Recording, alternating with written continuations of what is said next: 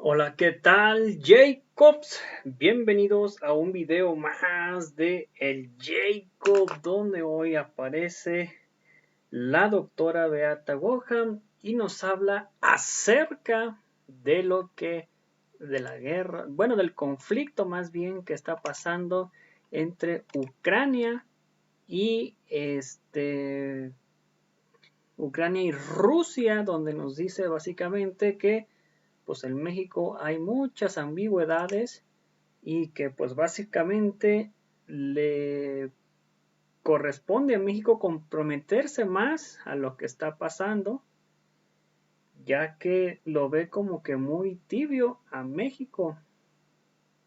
No sé ustedes qué opinan al respecto de esto, así que pues vamos a ver de qué se trata y ahorita comentamos, ¿por qué no? Me va a decir, Chachita, eres tan amable de decirme dos, tres cosas acerca de Beata Boina.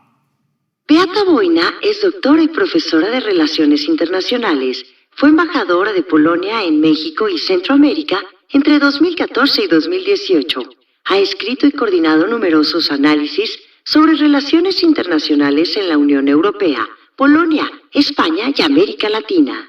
Gracias, Chachita. Bueno, es nada más para que se den un ligero quemón. Podríamos haber avanzado 2 cuartillas de todo lo que ha hecho esta dama, pero estamos tratando de ser breves y sustanciosos. Beata. Muchas gracias. Gracias por la invitación. Y te voy a decir una cosa. Hace 8 años llegué a México, te vi en un programa y dije, qué país tan raro. Y tuvieron que llegar los rusos para que yo estuviera contigo. Y qué bueno conocerte. Qué bueno conocerte. Encantada. Y qué bueno bienvenirte. Oye, estamos en este conflicto Rusia-Ucrania en estos momentos y desde luego parecería muy lejos, que está sucediendo muy lejos, que no nos tocara o que no nos tuviera que importar, pero el mundo ya está muy cercano. Ya la comunicación, la información vuela trepidantemente. Y nosotros, tú lo sabes muy bien, nosotros en México siempre hemos estado entre dos fuegos, entre la versión de los Estados Unidos con quien compartimos 3 millones ¿cómo se llaman? De kilómetros de frontera, ¿no? Sí, así es. Y Sudamérica, donde la historia de Rusia se cuenta de otra manera desde 1959. México ha estado mediando la relación porque justo queda en medio de las dos visiones. Sí, o sea, cuando empezó toda esa historia de Rusia contra Ucrania, la verdad es que a mí me preocupó muchísimo el hecho de que todos los que estaban apareciendo en los medios de comunicación, sí, lo que intentaban era justificar el derecho de Rusia a intervenir en Ucrania, a tener una zona de influencia, un colchón, que la OTAN es expansionista, que Rusia se siente amenazada, que Rusia es pobre, en sentido de que tiene ese sentimiento de ser herida después de la caída de la Unión Soviética. Y a mí sí me preocupó mucho porque vengo de un país que sí ha vivido el expansionismo ruso. Exacto. Entonces, en México como que esas versiones, digamos, de defender a Rusia y no ver a un país vecino que realmente está sufriendo y hoy en día está bombardeando, Rusia está bombardeando las ciudades de Ucrania sin escrúpulos, básicamente. O sea, me parece inaceptable y por eso lancé la voz. Sí, y está bien, porque, vamos, la vida es muy compleja y este tipo de relaciones y la historia es muy compleja. Y lo que a mí más me interesaba de platicar contigo es que cada quien tiene derecho a decir su opinión tan clara, tan clara o tan difusa. Todo el mundo tiene derecho. Pero lo que no tenemos derecho es a que por ignorancia estemos diciendo diario pendejadas. Perdóname. Perdóname el ánimo, pero no se vale. Sí, yo coincido totalmente contigo, no se vale decir pendejadas. Además, se habla mucho sobre 2 narrativas del conflicto Pero cuando nos enfrentamos a la realidad, pues las dos narrativas no son igualmente válidas, no tienen comprobación en los hechos. Entonces, esas dos narrativas que se mencionan muchas veces en los medios de comunicación, la verdad es que sirven solamente, pues nuevamente, para justificar a Rusia. Y sí es cierto que no se vale decir pues cosas que no tienen base en las realidades que en el terreno.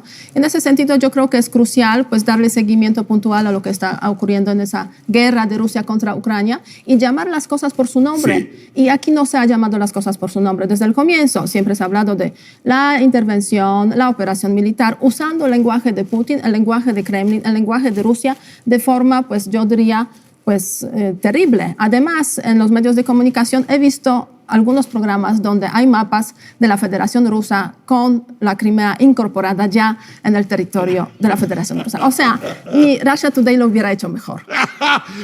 Por eso, si tú tuvieras que ser breve, si tuvieras que ser somera para explicarle a la gente de la forma en que somos nosotros, somos hijos de Pepe el Toro, o sea, somos el melodrama, nada más hay buenos y hay malos, no hay grises en la vida, o sufres o te ríes del que sufre.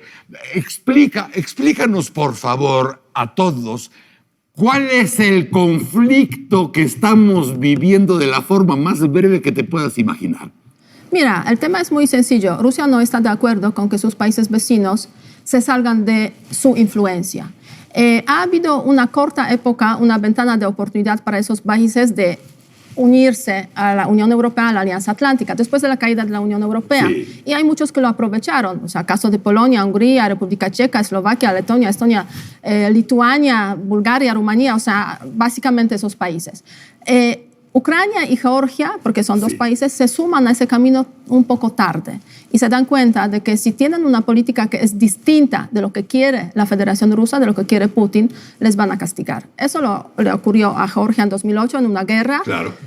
Donde entró porque Rusia, debe salirse del corral. Del corral, básicamente. Y intentar pues tener otra visión de cómo deben ser la política interior, quiere decir la democratización, y la política exterior, las relaciones con un entorno distinto que lo impuesto por la Federación Rusa. A Ucrania vemos hoy en día, eso le ha costado ya en 2014 parte de su territorio, Crimea, que muchos se dieron cuenta, ahí hay algo que no está bien, pero tampoco hubo, como yo diría, aquí, al menos en esta región, como un descontento generalizado, una condena generalizada de lo que hizo Rusia. Pero hoy en día, a partir de que empezó esa guerra ya con un despliegue militar muy fuerte, el 24 de febrero de 2022, pues la verdad es que las realidades no se pueden ocultar, ¿no? Y también habrá que comentar que en Ucrania, el presidente anterior a Zelensky, lo quitaron, le dieron un golpe de Estado por ser prorruso. Bueno, fue en el año 2014 justamente cuando el presidente Yanukovych en ese tiempo no quiso firmar el acuerdo de asociación al que Ucrania se comprometió con la Unión Europea, y los ciudadanos, pues la verdad es que estuvieron muy descontentos, empezaron las manifestaciones y él huyó del país. Huyó del país y se refugió en Rusia, en la Federación Rusa. De hecho, pues hasta ahí permanece, digamos, en Rusia. Y después empezaron las elecciones, pues se eligió al nuevo presidente, Poroshenko, y ahora tenemos al presidente Zelensky desde el año 2019. Lo que decías, por ejemplo, de Crimea, donde la comunidad internacional y la comunidad europea fueron tibios. Sí, fueron tibios. Fueron tibios porque hay intereses en medio. Ahora vemos que los intereses empiezan a ser superados porque parece ahora sí que hubiera un bloque europeo, vamos a llamarle la Comunidad Europea, la Unión Europea o la OTAN también, para decir ya estuvo suave, ¿no? Sí, la verdad es que hay muchos intereses. O sea, Rusia y Unión Europea, países europeos, pues comparten la misma región, el mismo espacio europeo. Entonces, durante, se puede decir, los 30 años desde la caída de la Unión Soviética, se han generado muchos vínculos entre la Federación Rusa y los países europeos. Muchos vínculos de relaciones comerciales, intercambios comerciales, temas energéticos muy importantes en ese contexto, inversiones. Unión Europea es primer inversionista en la Federación Rusa. Entonces, claro, romper esos vínculos es, se puede decir, darle un golpe también a la economía europea, ¿no? Y por eso en 2014 la respuesta fue suave frente a lo que ocurrió en Crimea y debió ser mucho más tajante para evitar lo que estamos viendo y viviendo hoy en día. Hoy en día los europeos se dieron cuenta del Occidente, de la Unión Europea, de la OTAN, de los Estados Unidos incluidos también, que si no hay una respuesta tajante, este hombre de Kremlin no se va a parar. O sea, se trata de ocupar Ucrania, no cabe duda, pero el siguiente paso puede ser Letonia, Estonia, Lituania, que han sido en su momento parte de la Unión Soviética. Y pues en Polonia pensamos, ojalá no, pero nosotros somos, digamos, en la lista, en la fila, digamos, el siguiente paso que podría darse también. En la historia en general, las circunstancias juegan mucho. Zelensky es una circunstancia con la que no se contaba. Estamos hablando aquí de egos y de vanidades. De pronto Zelensky, por su historia, por su personalidad, por lo que finalmente representa, se volvió en 3 días un rockstar. Sí, así es. Esto dificulta muchas de las cosas en el Kremlin, porque ya no es tan fácil tocar a Zelensky. O sea, en una de esas, mandarlo matar o hacer que desaparezca o que salga del palacio frío, helado, eso puede ser casi un suicidio. Sí, pero yo creo que Putin se atrevería a hacerlo si tuviera esa ocasión, desafortunadamente. Ahora bien, Zelensky es un factor importante, no cabe duda. Un presidente que antes, o sea, en diciembre, antes de que inició la guerra, pues tuvo popularidad baja, 26%, cometió muchos errores durante su presidencia, pero a raíz precisamente de ese conflicto armado, de esa guerra y su actitud frente a la guerra, pues obviamente pues todos ucranianos lo arroparon de una forma, yo diría, pues generalizada. Sí. Pero es un factor importantísimo para, digamos, la moral de la gente. Pero hay otros factores. Las Fuerzas Armadas ucranianas son fuertes. O sea, valga la redundancia, o sea, son fuertes a lo largo de los últimos años, se han modernizado, se han fortalecido. Y es un factor, creo, que Rusia no tuvo en consideración. Y también habrá que decir, no sé si estás de acuerdo, que el ejército ruso como tal, la milicia rusa, está mermada. Sí, están confusos, están confundidos. Hasta donde yo me acuerdo, ya con Putin, empieza a darle más juego a la inteligencia y a ese tipo de agencias que al ejército. El ejército deja de jugar lo que jugaba. Incluso acabo de ver un reportaje donde los tanques están en mal estado, los tanques se les están ponchando porque no vieron por ellos, ni siquiera los prendían, los tenían ahí arrumbados y de pronto cuando los sacas a los caminos se quedan ahí. La verdad es que sí, las fuerzas, siguen siendo uno de los países que tienen las fuerzas armadas más poderosas del mundo. Ahora bien, cuando hablamos de la guerra hay 2 factores importantes: los recursos y la voluntad. Los recursos los rusos los tienen, aunque pues por ahí hay varios errores que se han cometido, pero los recursos, digamos, los humanos, los seres humanos, los soldados rusos no necesariamente están peleando por su patria, ¿no? Entonces, en ese sentido, la moral es muy baja y eso se ha demostrado a lo largo de los últimos días. Mientras que los ucranianos tienen voluntad, o sea, inquebrantable, porque están defendiendo su patria y además tienen fuerzas armadas con ciertas capacidades, recursos y obviamente los países del occidente les han enviado mucho armamento nuevo y eso facilita mucho las cosas en esa confrontación que se vuelve no tan desigual como lo hemos pensado cuando empezaba ese conflicto. Entonces es un factor, yo diría, crucial a la hora de entender lo que está desarrollándose hoy en día en el terreno en Ucrania, donde Rusia no logró conquistar Ucrania en 3 días como lo tenía planeado. Sí, porque de pronto todo el mundo se imaginaba que venía la madriza tronadora, ¿verdad? Y ya se acabó y a ver las consecuencias. No, la tensión ha ido aumentando y se ha ido alargando, lo cual también obligó a la comunidad europea en general, a Estados Unidos, a dejar las tibiezas. Porque no puedes prolongar la tibieza. Tú lo sabes, hay presidentes como el nuestro, como Andrés, donde dice, sí, en la ONU se condena la invasión, pero somos amigos de todos. Pero güey. aquí se habla del turismo ruso. Sí, y Aeroflot, y somos amigos, y no vamos a cortarle, no vamos a cortar la relación comercial, o sea... Sí, hay ciertas ambigüedades, para decirlo de forma diplomática. Si diplomáticamente sería ambigüedades, yo le llamaría huevos tibios, ¿no? O sea, hablando de una cuestión, vamos a decir, calórica, ¿no? Pero eso ya no es posible mantener la tibieza. No es posible, pero me da la sensación de que sí quieran mantener la tibieza, porque en México lo que vemos como tiene su posición frente a esa guerra de Rusia contra Ucrania, efectivamente en las Naciones Unidas, en la Asamblea se votó condenando la invasión rusa en Ucrania y hay una posición, digamos, diplomática clara al respecto. Ahora bien, hay una serie de acciones que se podrían tomar y que no se han tomado hasta ahora. ¿Cuáles? Ayuda humanitaria. No se ha enviado nada a Ucrania, a pesar de que hubo solicitudes de los ucranianos que viven en México, sí, y de la Embajada de Ucrania en México, para que en el avión de las Fuerzas Armadas que se fue a Rumanía para recoger a los mexicanos, pues aprovechar, se puede decir, ese camino vacío y llevar allá. No se hizo eso. En segundo lugar, se podría ofrecer refugio a los ucranianos. Claro. Sería un gesto simbólico, más que nada, yo diría, pero la verdad es que cuando hubo invasión estadounidense en Afganistán y la salida de las Fuerzas Armadas, inmediatamente se ofreció en la conferencia de la mañana refugio a los afganos. Y sí llegaron aquí unas 15 personas. No se hizo lo mismo con el caso de Ucrania. Y yo digo, sería un gesto simbólico muy importante. Cuestiones de sanciones. Obviamente se pueden ir hacia las sanciones, que yo creo que no necesariamente México tiene que hacerlo, porque efectivamente está lejos, digamos, del conflicto. Tampoco hay tantos vínculos económicos con Rusia, con Ucrania. Entonces, bueno, si no quieren comprometer las relaciones, no pasa nada. Y la cercanía con Estados Unidos.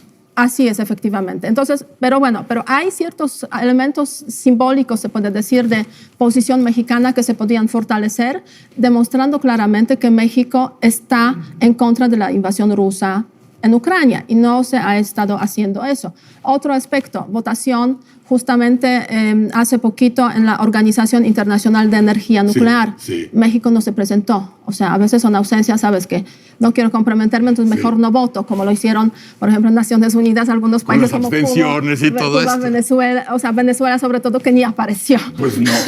Porque pues así es, ¿no? Entonces sí hay ambigüedades que son un poco preocupantes, pero bueno, yo creo que en ese conflicto, pues la verdad es que México debería comprometerse más, no lo hace pues por cuestiones políticas para quedar bien pues con Rusia básicamente. Si fuera 1920, fuera 1930, pues, la historia tarda más en ocurrir. Ahora ya no. Entonces, ahora lo que estamos viendo allá en Rusia y lo que estamos viendo en Ucrania y en toda esa región, nos podría tocar pasado mañana. Así es, porque las grandes potencias cambian. Sí. Ahora, los intereses cambian, la pirinola cambia, la ruleta cambia y de pronto, de vez en vez en la historia universal, el poder se vuelve a repartir. Exactamente. Y la verdad es que México ya lo vivió en el siglo XIX. Siglo XX, siglo XXI, no ha tenido ocasión México de experimentar la guerra, una invasión de una gran potencia en sentido militar. Pero imaginémonos, en Estados Unidos desaparece la democracia. Hay un líder autoritario que cambia, digamos, su visión sobre cómo deben ser las herramientas de la política exterior y no le gusta lo que pasa aquí. Entonces, ¿qué? ¿No van a estar, digamos, manifestándose contra, por ejemplo, la ocupación de California o el territorio del norte de México? Pues obviamente sería inaceptable desde todos puntos de vista. Pero podría ocurrir. Podría ocurrir. Que llegara un señor a la Casa Blanca que dijera, oye, vamos a revivir los sueños de 1700, 1800. O sea, ¿para qué somos amigos si pueden ser nuestros, güey? Así es, exactamente. Entonces yo creo que hay que tener esa visión más amplia de cómo es el mundo y no verlo solamente aquí en México desde la perspectiva de antiamericanismo, que ha sido muy fuerte, que se entiende, obviamente se entiende por la historia, pero por otra parte también hay que comprender que las relaciones de las grandes potencias y entre las grandes potencias van más allá de eso y hay unas realidades regionales que realmente hay que conocer a profundidad Sí. para tener posiciones pues más equilibradas y más, digamos, acordes con lo que se vive en el terreno. En ese sentido, yo creo que mucho daño en esa posición mexicana ha hecho pues ese sentimiento procomunista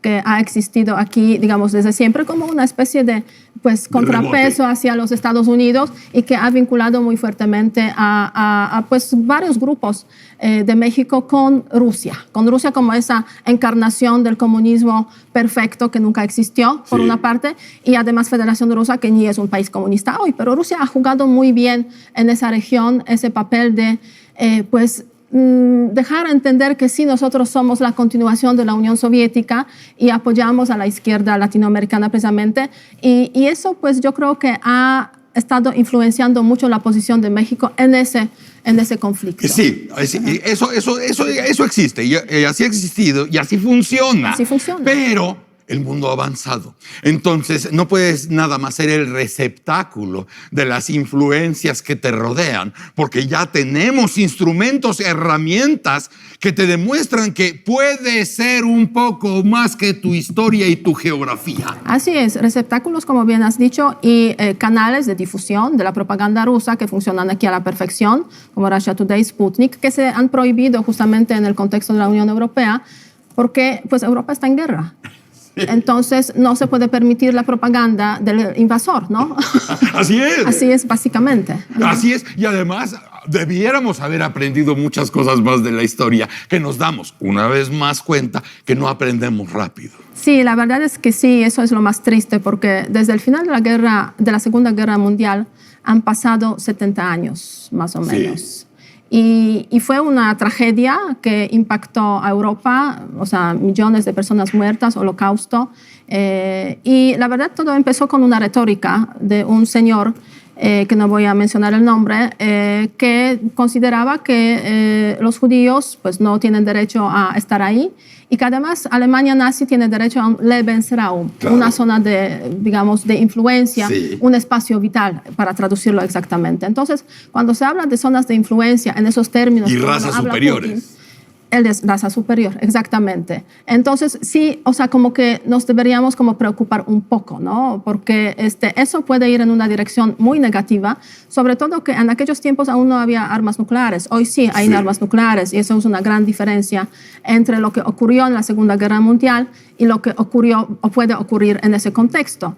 Y el uso de las armas nucleares en ese conflicto convencional, con armas convencionales, pues es Rusia quien introdujo precisamente el aspecto nuclear a ese conflicto, ¿no? ¿Cómo deseas que esto termine? Tu deseo.